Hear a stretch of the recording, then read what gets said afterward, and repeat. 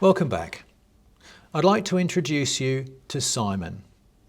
What are we going to share today, Simon? Today, I want to talk about a profound truth that all genuine truth has its source in what is good, specifically in heavenly love, charity, and the desire to do what is right. Let's begin by considering how we usually think about truth and good.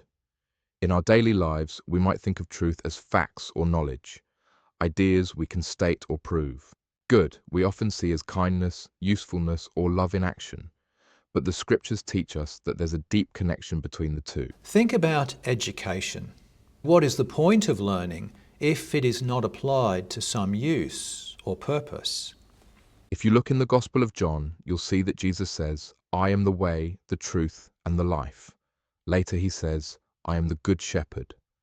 In these passages, we can see that truth and good are united in the Lord, as he is both our truth and our good.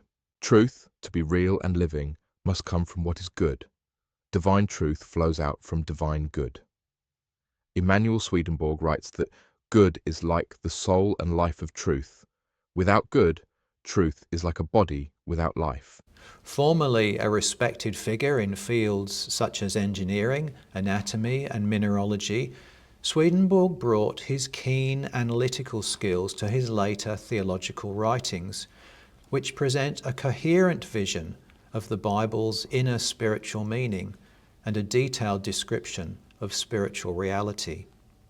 Swedenborg emphasizes the union of good and truth, the freedom and rationality of faith, and the vital importance of love towards the Lord and the neighbour as the essence of spiritual life. He wrote, "Truths that lack goodness are not truths in and of themselves because they have no life. The whole life of truth comes from what is good." So what does this mean for us in practical terms? It means that when we learn or speak truths, when we know what's right or repeat teachings or study the word, those truths only truly live and shine when they arise from love, from a sincere desire to do good. Knowledge without love is empty. Only when our knowledge is joined to a love for others and a desire to use it for good does it become true in the deepest sense.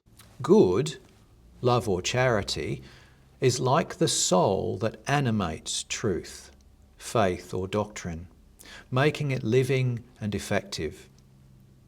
As Swedenborg said, truth without good becomes like a body without life, externally structured but spiritually dead.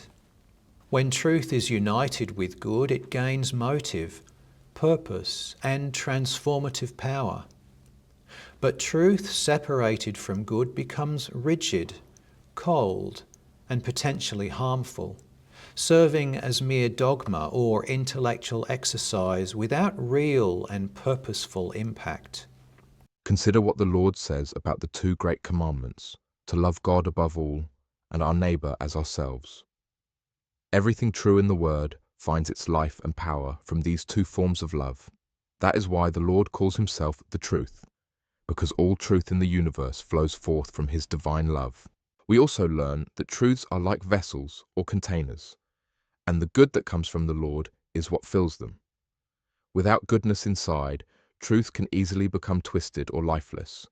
They can be used for selfish purposes or just become memorized rules instead of living guides. Reflect on your personal relationships. The Apostle Paul urges us to speak the truth in love. How does sharing truths with loved ones differ when it comes from a place of genuine care and support versus a place of judgment or self-righteousness?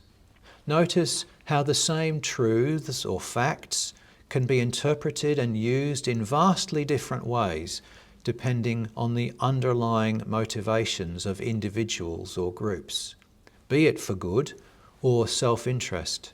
So, if we want to grow spiritually, we must not only seek to know what is true, but cultivate love in our hearts. When we act from genuine charity and kindness, understanding will follow. Loving what is good opens our eyes to what is true. This is why the Lord says that those who do his will find themselves understanding his teaching. Jesus said, My doctrine is not mine, but his who sent me.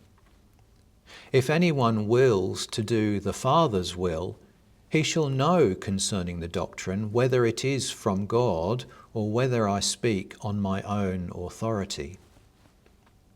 Swedenborg wrote, "The good of heavenly love and the truth of faith accompanying it flows in constantly from the Lord. But where self-love and love of the world reign, they are not received.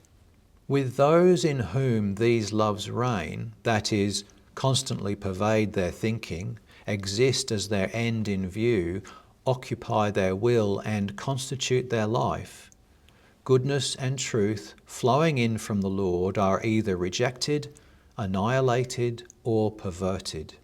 Let us strive to place good, love, charity, and a use-filled life at the heart of all our seeking for truth. Then our learning will be truly enlightened, serving others and the Lord. Take some time this week to reflect on the motivations behind your pursuit of knowledge and the truths you hold. Can you identify instances where your understanding of a truth was deepened or transformed by a feeling of love or compassion? Perhaps you can think of other ideas and examples that are worth sharing, so please write them in the comments. And I'll mention that this video was very much an experiment, and I'd be glad to get your feedback on it. So do write what you think of it. As always, keep it friendly, and I look forward to talking to you next time.